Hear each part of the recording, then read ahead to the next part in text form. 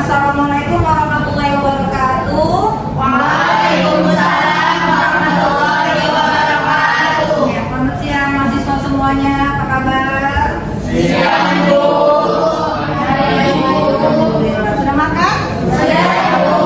Sudah siap mengikuti pembelajaran hari ini? Siap, Bu.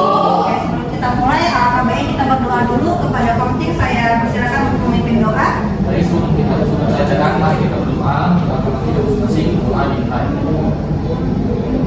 Doa selesai.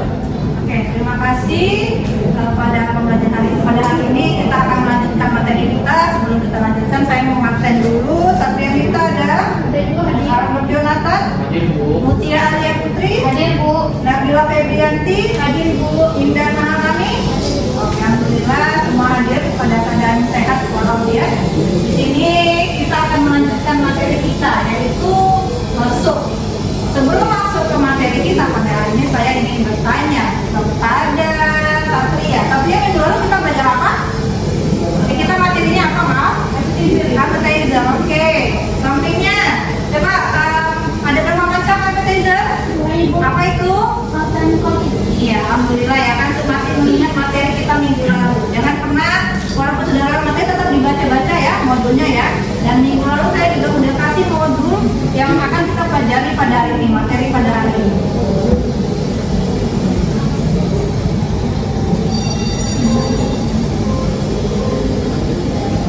Oke, setelah pembelajaran hari ini, capaian pembelajaran pada mata kuliah pada materi hari ini yaitu mahasiswa mampu menguraikan entry, stop, dan metode. Ini kita bahas hanya di stopnya saja.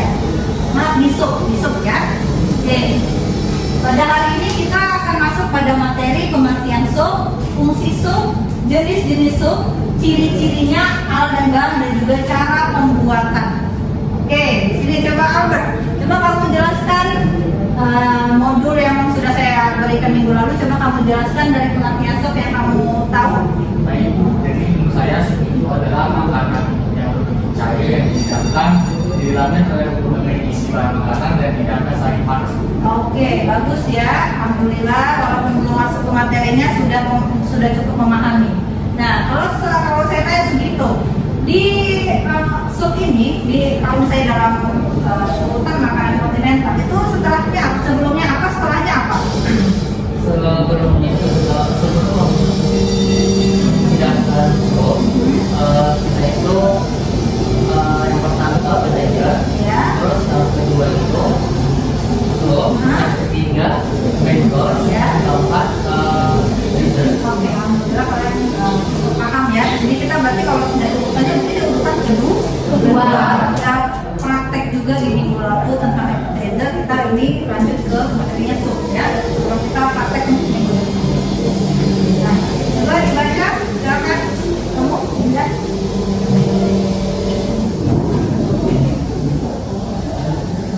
Pengertian ada sup berasal dari kata sup dari Prancis yang berarti terkandungan bahan makanan yang ditambahkan kaldu atau cairan. Beberapa pengertian tentang sup yaitu sup adalah makanan cair yang dibuat dari bahan dasar daging, baik dari sapi, ayam, dan ikan maupun sayur-sayuran. Sup adalah makanan berkuah atau cairan yang mungkin dalam keadaan bening atau kental tergantung bahan lain yang ditambahkan ke dalamnya. Iya, tadi benar ya disampaikan oleh Albert ya. Adalah memahami yaitu sup ini di sini kalau kata berasal dari kata sop, kalau dari bahasa Prancis ya konotasinya seperti sop ya, yaitu bermacam-macam bahan makan tanpa kaldu atau cairan. Jadi dia identik dengan cair ya, tapi juga tidak memungkinkan nanti ada juga yang sup yang cukup kental gitu ya, nanti kita pelajari. Nah, di sini pengertian sup itu sudah dijelaskan juga tadi sama Albert ya. Di sini bisa kita baca, saya ulangi, yaitu bermacam-macam bahan makan yang tambahkan kaldu atau cairan. Nah, di sini fungsi sup. Tadi setelah sup, sebelum sup ada fiber. Nah, kalau dia appetizer itu biasanya makanannya itu yang segar-segar ya, yang ada kecut-kecutnya. Nah, kalau di sini fungsi sup sebelum main course yaitu membangkitkan selera makan.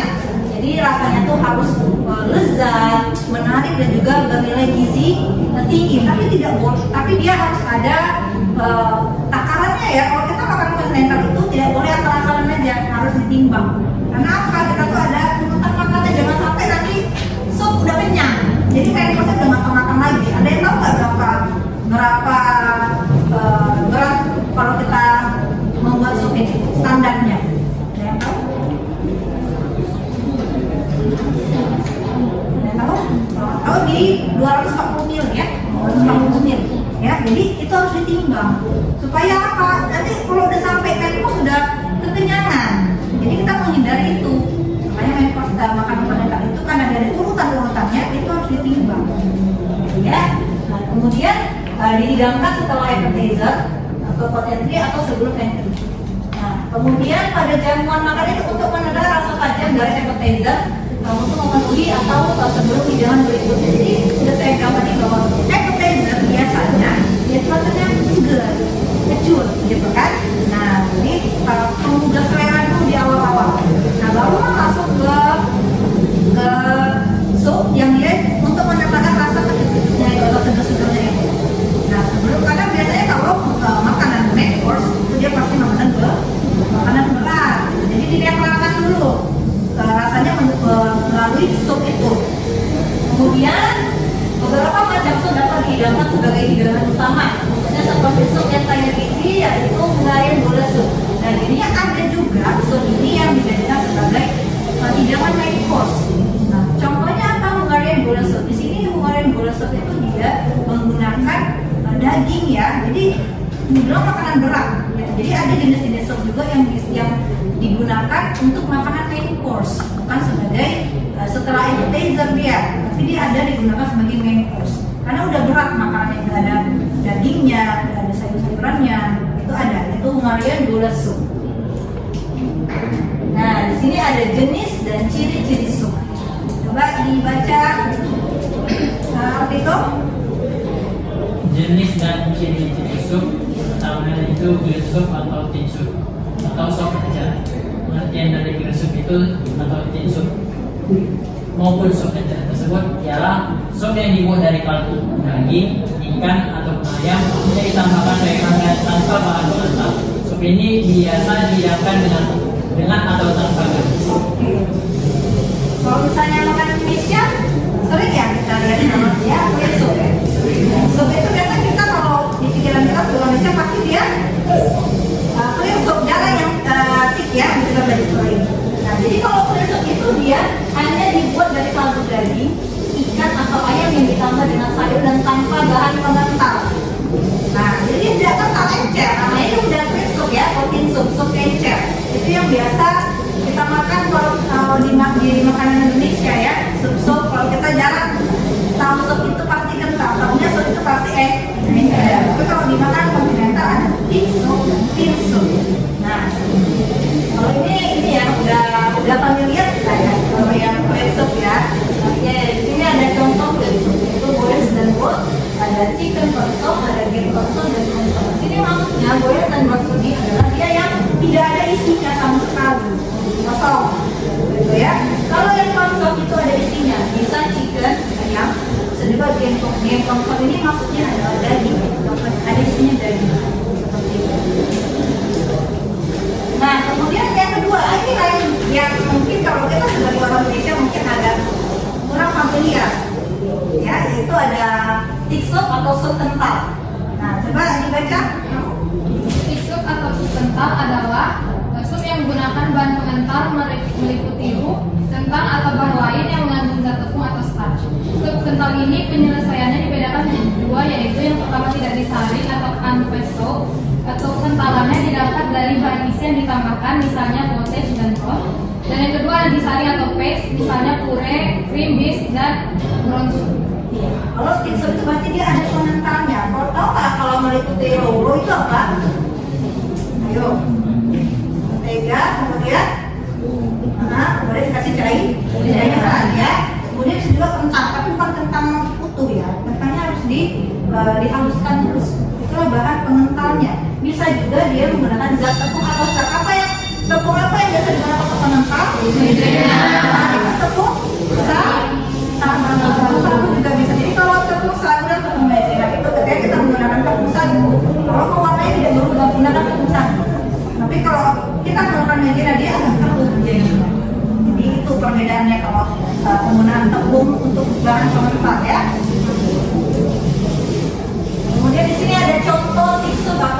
sup yang kental ya.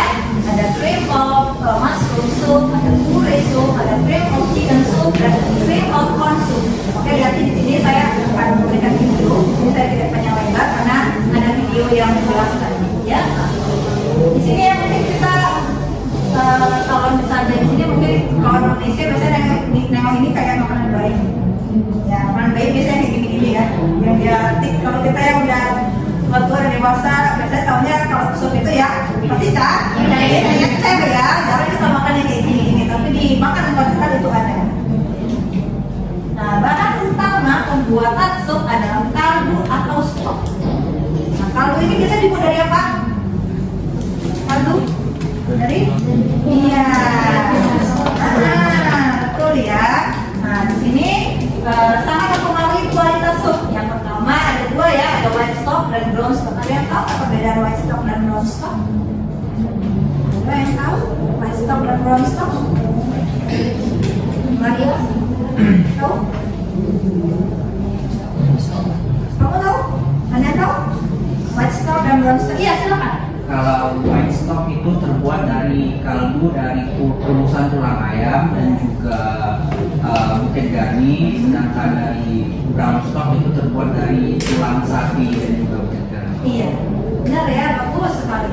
Oke, jadi kalau brown stock itu biasanya dia dagingnya itu atau tulangnya itu dimasak dulu lama sampai keluar biar minyak baru dibuatkan brown stock. Oke, itu warnanya jadi brown ya, coklat ya. Kalau white dia kuning. Nah, kalau isian itu bisa berasal dari nabati, ada sayur-sayuran dan juga sereal. Semuanya apa tuh biasanya kalau mengisi sup biasanya? Nah, tahu lah ya kalau isian sup ya. Ada juga dia yang berasal dari hewani, daging, unggas, ikan dan jenis-jenis itu. Jadi ini ya bahan-bahan isiannya. Kemudian nah ini bahan pengental ya. Bahan pengentalnya ini itu bisa terdiri dari tepung, puree atau dibuat dari yang puree dari bahan terbaik yang digunakan dalam sup. Bisa juga susu, krim dan juga telur. Kira kalau misalnya berarti ini untuk bahan pengental berarti ini digunakan pada tik atau tik? Tik ya. Kalau tidak menggunakan bahan pengental ya, nah itu harus kita jangan gunakan bahan pengental pada tin sup. Nanti ganti lagi tiknya jadi udah jadi sup yang menggunakan bahan pengental. Ada juga di sini untuk aromanya ya, aroma, memberi rasa dan aroma. Di sini ada bukit gani, ada black box, ada lada, garam dan sebagainya. Nah, kalau alat ini yang biasa digunakan untuk pembuatan sup ya, ada stok, ada saucepan dan juga ladle. Kemudian ada frying spatula, ada chopping knife dan juga ada cutting board. Kalau cutting board gunakanlah jangan yang gunakan plastik ya, gunakanlah yang dia bahannya kayu kalau nggak stainless. Makanya ya jangan gunakan yang plastik. Ini untuk peralatan lidah. Kalau namanya sup jangan pakai piring ya. Makan sup pakai piring gimana? Tumpah nanti supnya. Artinya kita menggunakan sup bowl dan juga ada sup spoon dan sup cup. Nah, jadi kalau yang apa beda sup spoon sama yang spoon biasa? Dia lebih Iya, karena dia kita menggunakan banyak apa namanya kuah ya, jadi dia harus bisa mengambil kuahnya itu, ya. Oke, di sini kita lihat video pembuatannya.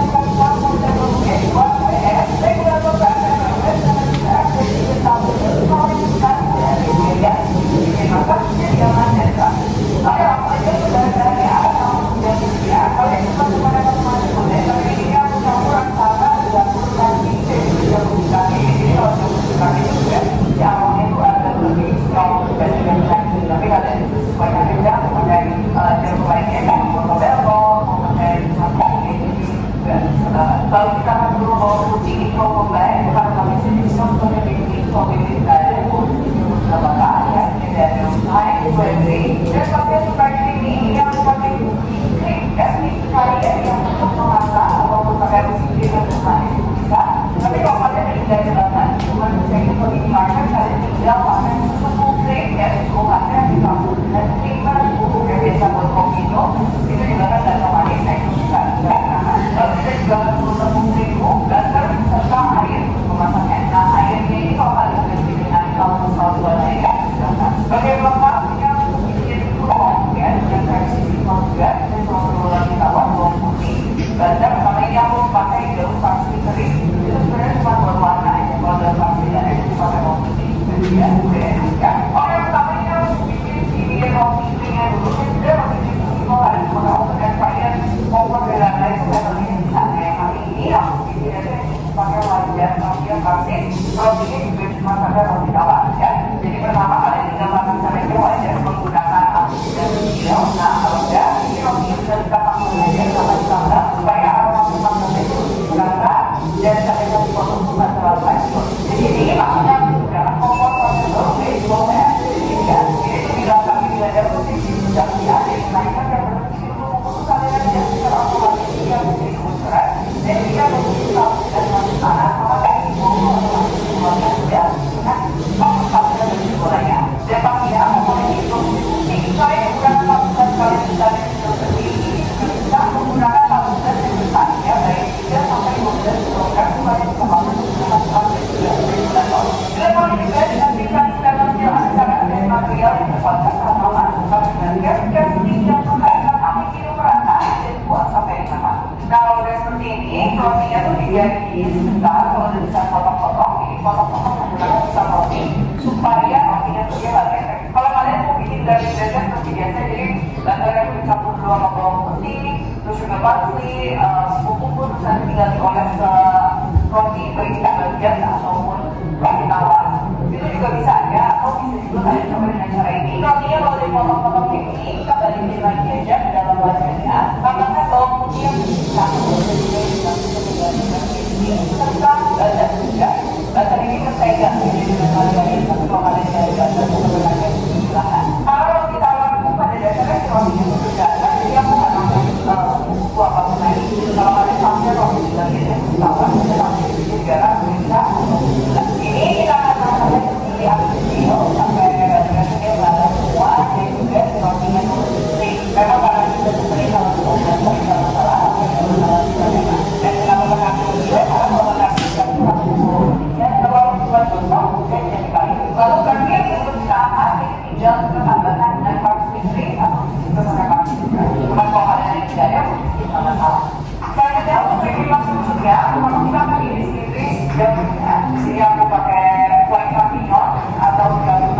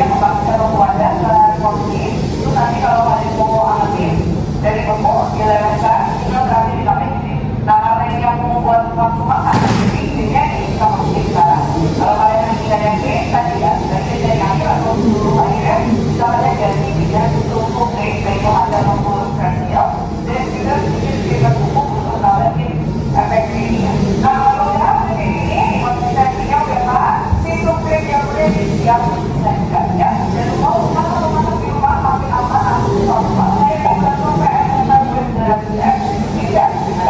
Dan sekarang kesempatan yang diberikan oleh temannya. Dan tidak ada. Sebagai konser dan tidak.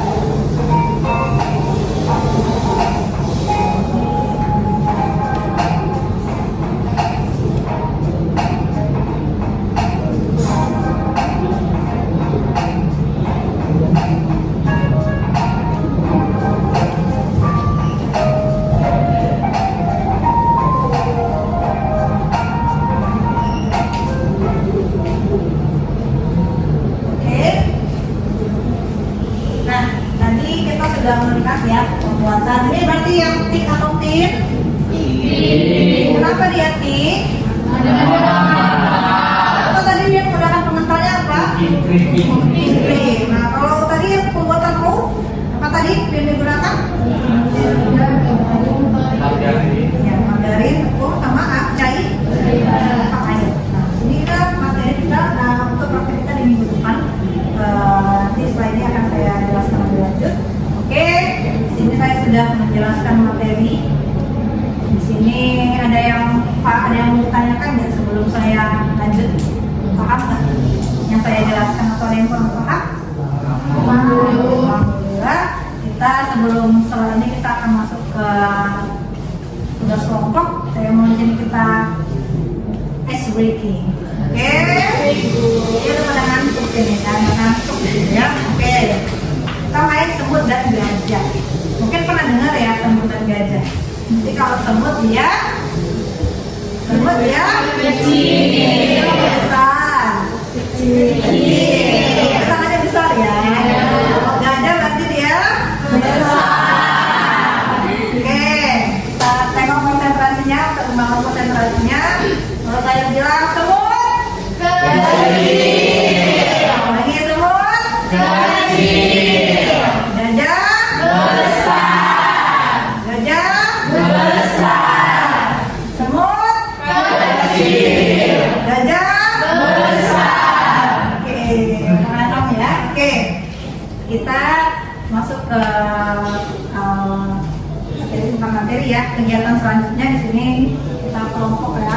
Ada 1, 2, 3, 4 bagi aja bagi 4 kelompok samping-sampingnya dan susah. Di sini saya akan memberikan satu studi kasus ya. Kalian mengerjakan per kelompok, nanti saya kasih waktu 5 menit untuk mengerjakan. Silakan didiskusikan dengan teman-teman sampingnya. Ini oke. Di sini saya meminta kalian, jika kalian di sini ya calon-calon pengusaha ya nantinya ya. Semakin tinggi gitu ya. Bayangkan ketika kalian di sini ingin membuka restoran dan ingin mendapatkan restoran Weston gitu ya, restoran Weston yang ingin mendapatkan menu sup kontinental yang tetap otentik, tetap menggunakan bahan lokal. Nah, silakan kalian diskusikan, pilih jenis sup yang akan dibuat, misalnya French onion soup, minestrone atau yang lainnya. Kemudian kalian identifikasikan bahan utama yang disesuaikan dengan bahan lokal tanpa mengubah karakteristik sup. Kemudian teknik memasak itu sudah belajar di dasar boga ya. Teknik memasak, kita ada berapa teknik memasak? Ayo memasak hidup, panas basah dan panas. Oke, sekarang kita identifikasikan teknik memasak apa yang sesuai digunakan dalam pembuatan sup. Silakan diskusi 5 menit.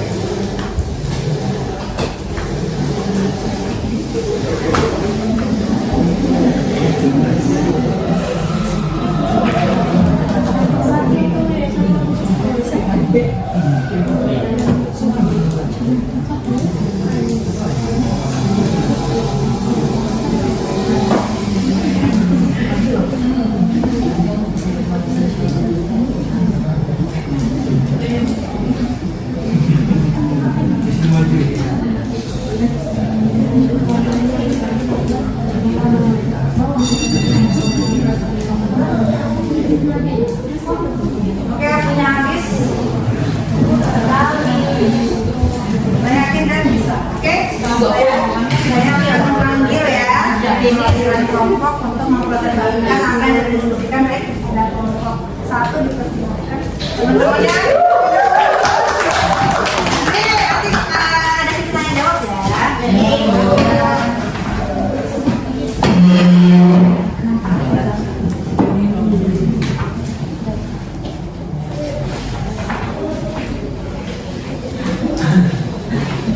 kami dari kelompok 1, nama saya Sigit Guni Celagan, dan kawan-kawan saya, nama saya Albert. Nama saya Tania. Saya Fitri Fadlu. Jadi kami di depan ini akan menjelaskan hasil diskusi kami, yaitu tentang studi kasus kreasi subkontinental dengan bahan lokal. Jadi kami memilih yang itu submenestron. Yang pertama kita harus tahu apa itu submenestron, yaitu submenestron adalah sub tradisional Italia yang kaya akan sayuran, pasta, dan terkadang daging. Sup ini terkenal karena fleksibilitasnya yang memungkinkan variasi bahan sesuai dengan musim dan ketersediaan bahan lokal. Jadi yang kedua itu bahan utama yang bisa disesuaikan dengan bahan lokal tanpa mengubah karakteristik, yaitu yang pertama dari kaldu. Aslinya itu yaitu kaldu sayuran atau kaldu daging. Jadi bahan lokal yang akan diganti yaitu menggunakan kaldu sayuran lokal seperti wortel, bawang, seledri, dan tambahan rempah-rempah lokal seperti daun jeruk. Dan yang kedua sayuran asli yang digunakan pada sup tersebut yaitu seperti zucchini, kacang hijau, dan tomat. Jadi bahan lokal yang akan digunakan yaitu seperti sayuran kangkung, labu siam, dan bayam. Dan yang ketiga itu pasta. Pasta asli yang digunakan dalam sup yaitu pasta seperti di Italia ini. Dan bahan lokal yang akan digunakan seperti mie tradisional, misalnya mie telur atau mie beras yang tersedia di pasar lokal. Dan yang keempat itu ada kacang-kacangan yang digunakan pada sup. Aslinya itu yang digunakan yaitu asli kacang cannellini. Dan bahan lokal yang digunakan yaitu seperti kacang merah atau kacang hijau yang kaya akan protein. Dan rempah dan bumbu yang asli yang digunakan pada sup tersebut yaitu bumbu seperti basil dan oregano. Dan bahan lokal yang akan digunakan seperti bumbu rempah lokal seperti serai, jahe, atau daun kemangi untuk memberikan cita rasa yang unik. Dan teknik memasak yang digunakan untuk memasak minestrone yaitu teknik memasak menumis, merebus, dan mendidih. Sekian dari jawaban kelompok kami ucapkan terima kasih.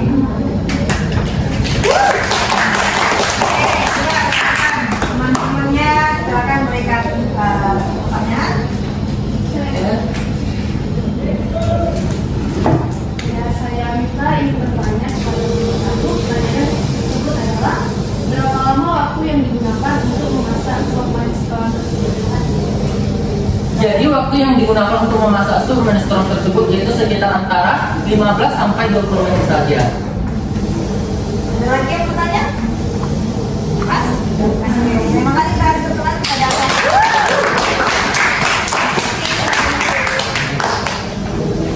ya, alhamdulillah ya. Dari studi kasus ini kan sudah paham ya tentang sup yang sudah saya paparkan tadi. Nantinya sebelum saya tutup kegiatan personil kali ini, saya ingin kita merefleksi juga dan juga mengambil kesimpulan dulu kepada para Dila. Coba saya coba berikan kesimpulan. Jawab sendiri. Nama saya Faradila dan saya akan menyimpulkan dari materi hari ini adalah yang pertama itu pengertian sup. Sup itu adalah hidangan yang berbentuk cair yang biasanya terbuat dari rebusan daging, ikan, ayam ataupun sayuran. Jenis sup itu ada sup kental dan juga sup cair atau yang biasa tin sup atau thick sup. Juga fungsi sup itu sebagai penetral rasa, juga sebagai pembangkit selera. Yang dari saya. Ya, terima kasih para pengira. Sudah cukup bagus ya untuk kesimpulannya. Baiklah, selanjutnya kita akan post test. Silakan kalian scan barcode yang di sini.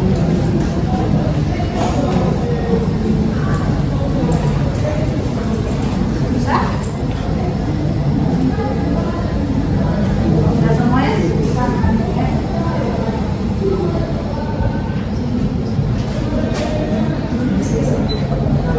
Sudah? Saya Ibu. Ya.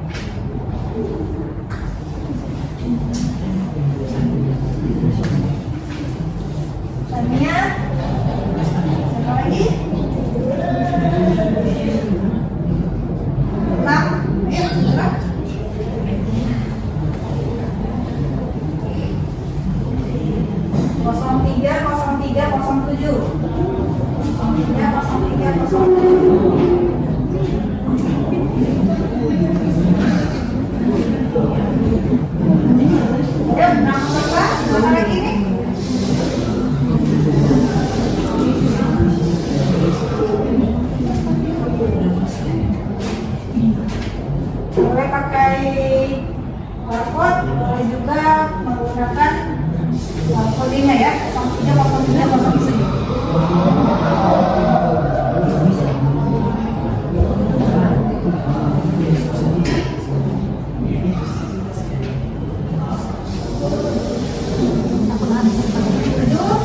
Lima lagi, ayo silakan Joy.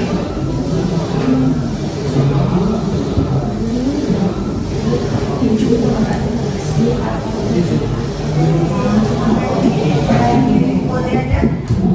Ayo 8. Ya, yang lain segera pakai kode 030307. 9. Oke, kita mulai ya. Oke, 10, 5 lagi siapa? Segera. Oke, 11, 4 lagi.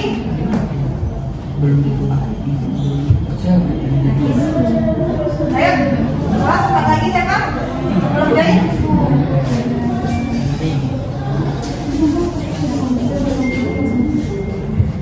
Oke, apa ya? 11 peserta, 4 lagi.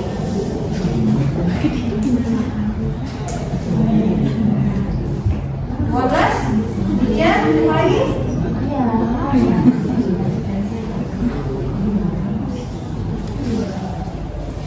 Oke, kita mulai.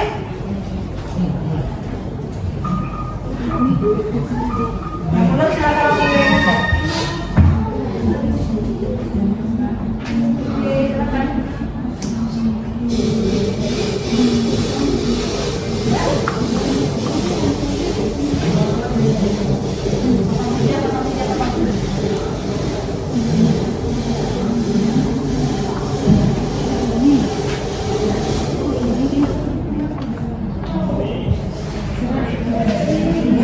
Silakan, proses ini dikerjakan.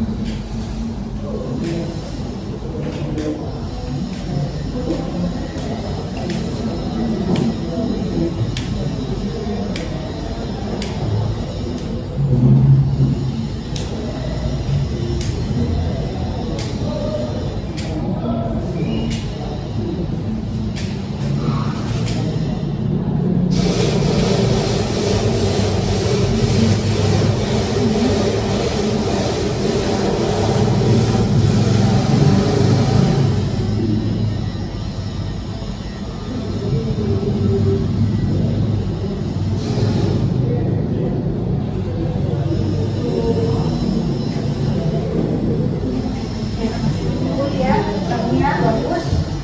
Ini bagiannya arti itu belum besar. Untuk yang lain segera mengungguli. Ya, selesai.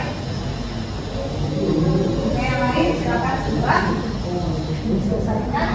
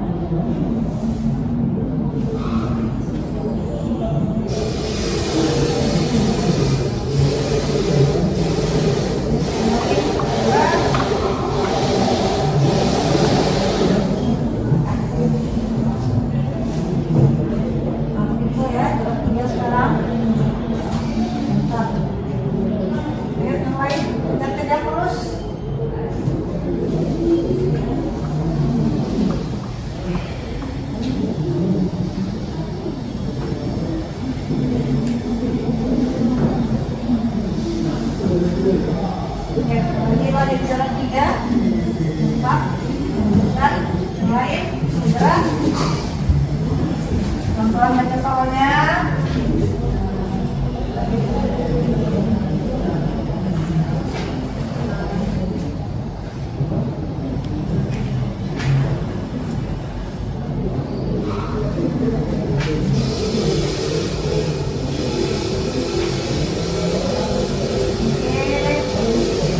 Harus naik ya, dua.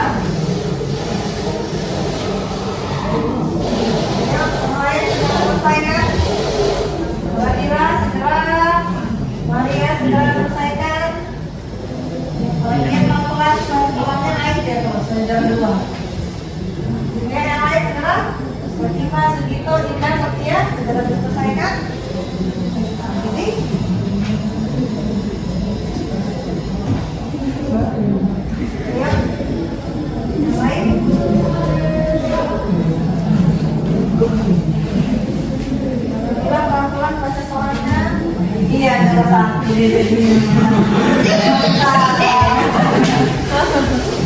Silakan dua tangan ya kan? Ada satu ya. Yang lain? Lain 4 orang lagi. Silakan tinggal dikerjakan. Siapkan.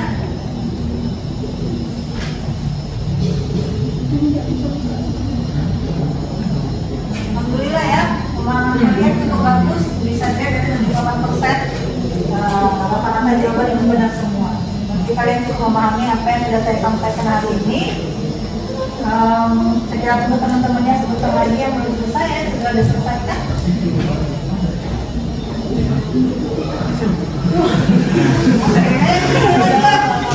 Masih kurang? Ya, tidak. Ayo. Semangat, semangat ya teman-teman ya. Semangat. Ya, dua lagi, tiga. Mau Mutia juga. Mau Mutia naik ya kan? Naik juga sama kayak para Dila. Jangan lupa tangan naik ya. Itu jangan satu ya. Ayo pindah, segera pindah. Yang kaki mah, siapa lagi Mutia ya? Mutia. Ya, kan pelan nanti mah naik deh, lompat ya. Kalau daripada soal. Masih nomor 1 deh. Oke, selesai. Latifah, ya. Ayo, gerak.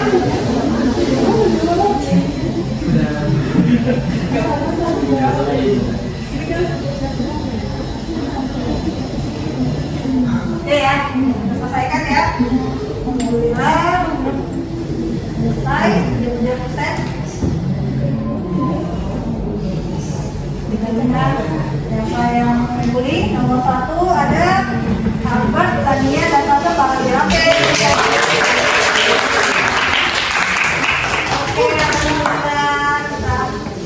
kita lanjutkan masih pada ini. Depan, jangan lupa kita untuk praktek sup. Silakan kalian nanti saya akan kirim juga ke grup jokset untuk praktek minggu depan. Oke, sebelum kita akhiri, saya persilakan kepada Komting untuk memimpin doa.